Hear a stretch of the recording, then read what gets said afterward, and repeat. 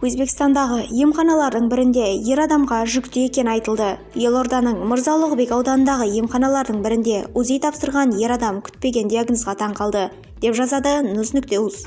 Мырза Ұлықбек ауданында тұратын ер адам емханалардың біріне қан мен зәрді талдауға тапсырған. Нәтижесін білгенде оған жүкті екені айтылған. Бірінші берген сұрауым, әйелімнен ба? Ал кабинеттегілер суық түрде, басымызды қатырмаңыз, деп қатты жауап берді. Тест нәтижелерін тағы бір тексеріп көріңдерші, мүмкін тесттер араласып кеткен шығар. Әлде фамилиямды қате жазып кеткен шығар дедім. Бірақ олар қателік болмағанын атап өтті. Тегі сіздікі, сондықтан хронологиялық гонотропин, жүкті әйел гормоны да сіздікі.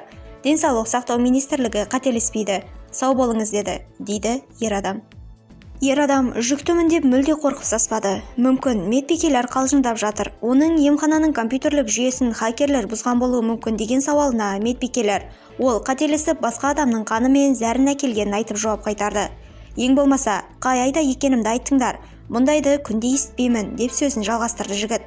Мазақ қылуды тоқтатың. Біз адал, тегін қызмет көрсетеміз.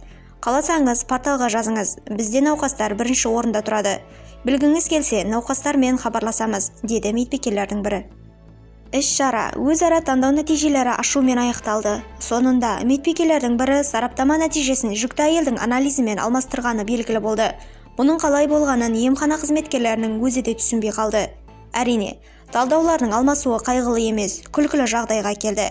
Егер ер адам қырсықтық танытпаса, ол жүкті болып қалып кететін еді.